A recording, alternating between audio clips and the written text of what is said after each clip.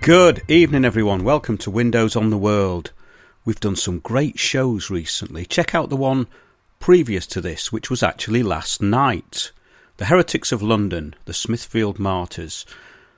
The film that we're making at the moment, which has taken quite some time because of all the research and, of course, because of COVID. Well, we did a great show last night with Araya Soma, who wrote all the music for the film, and the film has taken on an extra dimension because of this brilliant soundtrack, which you can actually purchase from Spotify. If you go to last night's show, The Heretics of London, the link is there, and I will probably link it to this show too. More on that over the coming weeks because the film is near completion and we do intend to do screenings. I was looking in the chat and someone very kindly offered us a venue for educational purposes, of course, and as part of our COVID support group. So quite a lot to get through tonight because this is a short show which is going to be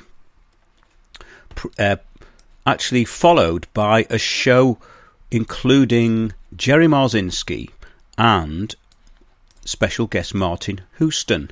And we've got some interesting stuff to say the least, all COVID related, but Jerry Marzinski is going to be talking about the USA, giving us some idea of what is going on. We have a bit of insight and we can do our research, but Jerry is there and he's been looking at it.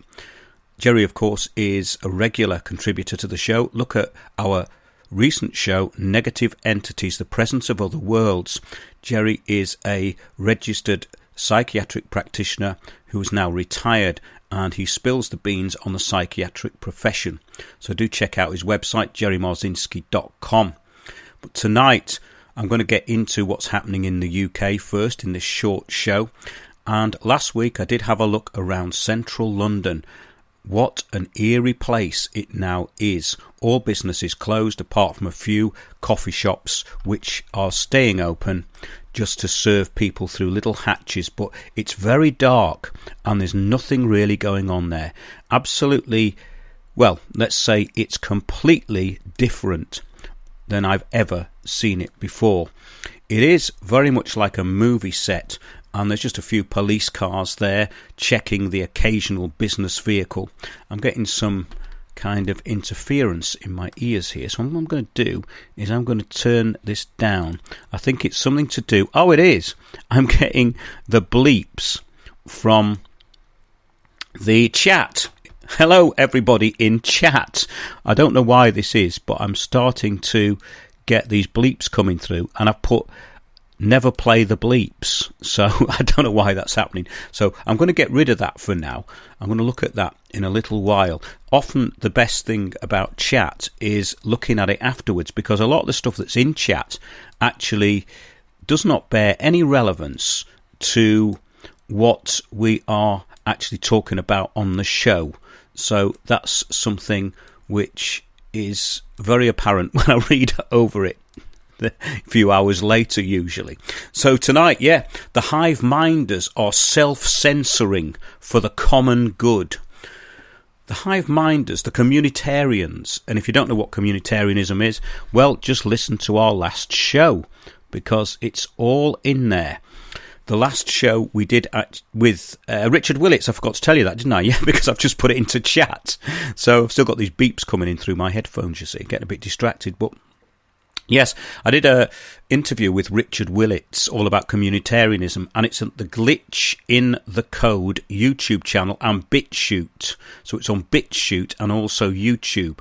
Glitch in the Code. We talked about communitarianism, and I actually listened back to it because I'm very self-critical. I want to know how it worked, and I was quite pleased with it, actually. It was quite a loose format we did, but very concentrated as to the kind of information. So if you're new to this big society hive mind that we're in, do have a listen to that, because it explains it very simply, and simplicity is definitely the key.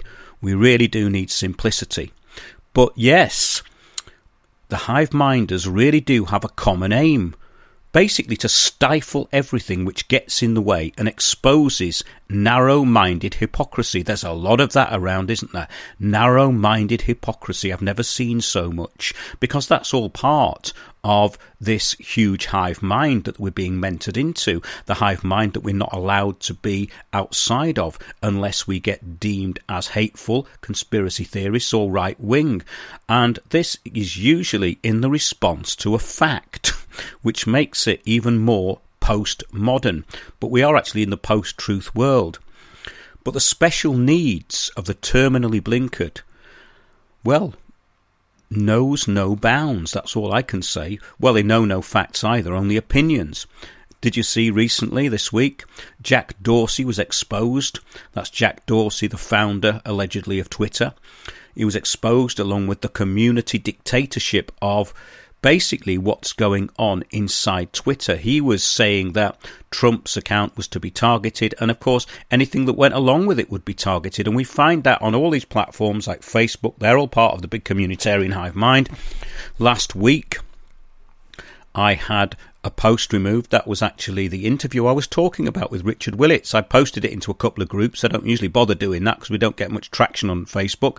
But it was actually flagged up as abusive content. And do have a listen to that interview and let me know if you can find anything abusive in it. Do give me some insight into that, because I can't find anything abusive in there. But if you can find anything abusive in it, and maybe you're a hive minder, do let me know what it is at info@windowsontheworld.net. But facts are banned. Facts are right-wing. Facts are conspiracy theories, of course. Yes, but we're going to get on now to something which is quite amusing. And this is to do with the Guardian newspaper. It's this week's winner in the subversive steering story of the week. And I think we need some background music, because it's that kind of story. So let's have a little bit of background, because I think it'll go along nicely with what we're going to be talking about. Yes, I think we should have a little bit of church organ music to go along with this.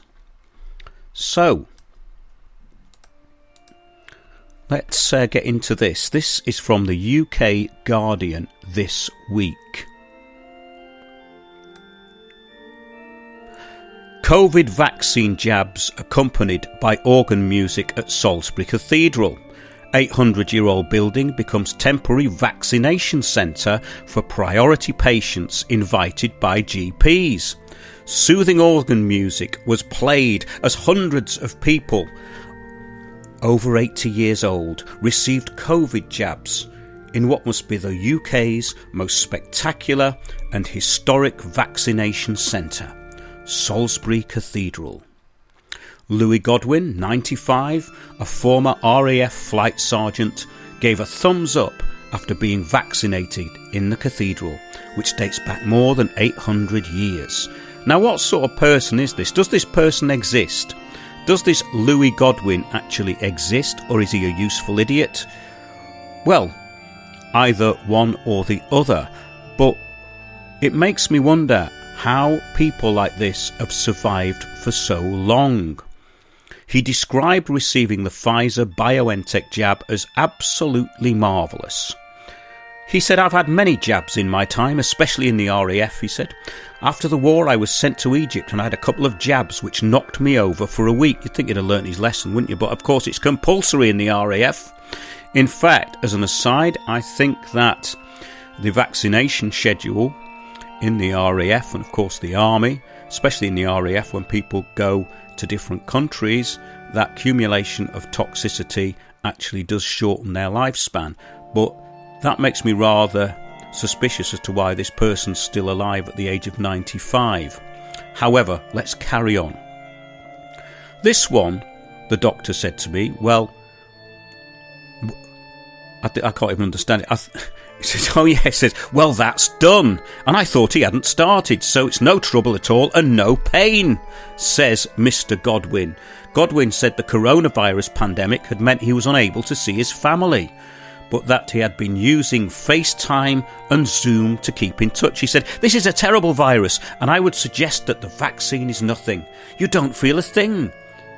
I would say go ahead and do it quickly. It's the only way we're going to beat the virus. Wow. And he lived through the Second World War. Quite amazing, really, isn't it? Basically, this is someone who has unquestioningly done what he was told for his entire life, if of course he even exists. Let's carry on with his story. It says, Graham Turner, 88, a chaplain at Salisbury Cathedral, wore his cassock to receive his vaccine. What a narcissistic virtue manufacturer he is. He described the music as marvellous and praised staff as terrific. Local GPs invited a group of patients to be vaccinated, and the cathedral organised a programme of music which was played on its 19th century Father Willis organ. The very Reverend Nicholas Papadopoulos, the Dean of Salisbury, said the cathedral was delighted to be helping. We are proud to be playing our part in the life-saving vaccination programme, which offers real hope in these difficult times, he said. Well, sermon over with. Would you go to Salisbury Cathedral to be vaccinated on the advice of a pair of useful idiots?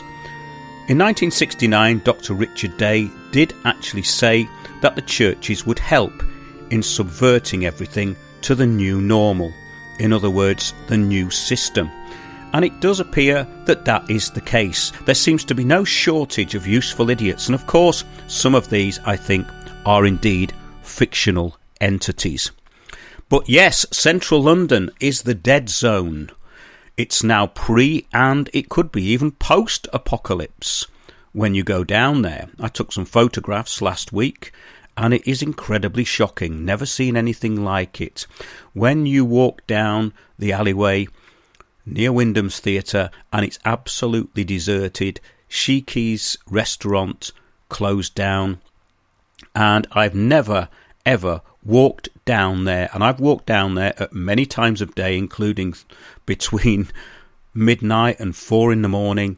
You always see someone there. It's absolutely dead. So London has been killed within 9 months.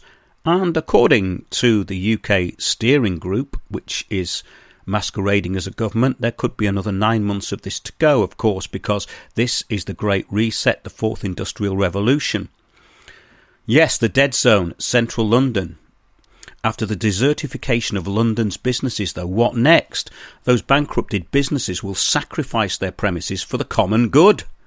The idea of community ownership will increase. This is something I want to get onto, because I have an inkling that those empty business premises, many of them are going to be taken over by, in inverted commas, community groups. In other words, change agents organising within the areas of locality.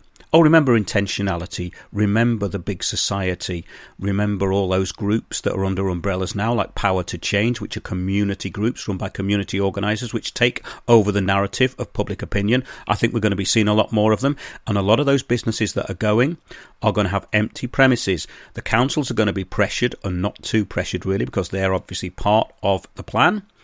Your local government, your local governors are going to be putting in indoctrination venues where the big society idea of communitarianism will be pushed further and further until you are part of the hive mind and no one is left behind. The idea of community ownership, I think, will increase with the mind virus. But let's start with the public calling for the community taking over empty shops and business premises which had previously been individually owned and managed by small businesses.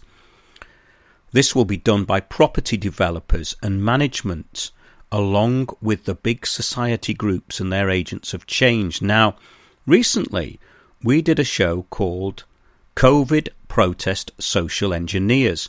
Do take a look at that article, which contains that show, at windowsontheworld.net, and you will see what I'm talking about and how this ties into everything. So it doesn't matter if it's a protest or it's a local action group to get your roads closed or empower cyclists. It all works in the same way, which is exactly what I'm talking about here now. The big society, the big communitarian hive mind. Have a look at an article I wrote about 6 years ago at windowsontheworld.net. It's called Big Society Change Agents, and it adequately describes the system which has escalated and has actually facilitated the COVID action plan.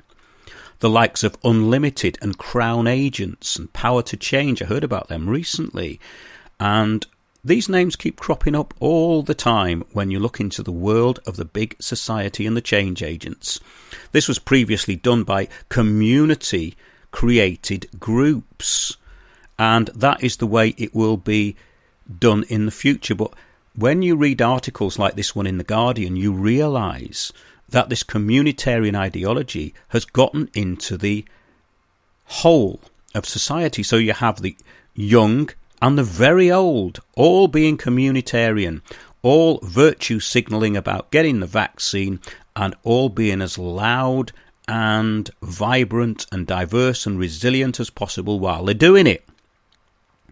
Yes, there's another article which might give you some insight as to what I'm talking about and what I think is going to happen. It's called Small Charities and Venues Under Attack at windowsontheworld.net. Do have a look at that, because that is a blueprint to how small individually run venues and independent venues are taken over by this hive mind, this fake leftist ideology. And I say fake because it is fake, because all it is a cover for the big communitarian takeover. And Barack Obama, of course, was absolutely massive on this. He was very much a part of it. And just to link this in, I was looking at a paper from the other day, and it's very interesting. It was all about the Great Reset and how that ties in. It's just a little quote here from some of Obama's previous what's the word? I suppose his communitarianism, really, because he was mentored into this with the Saul Alinsky rules. He obviously promoted Saul Alinsky along with David Cameron in the UK, and the rules for radicals was actually the blueprint for the takeover. And Saul Alinsky's rules for radicals, it's worth a read. I've done many shows on it. Go back in the archive for that.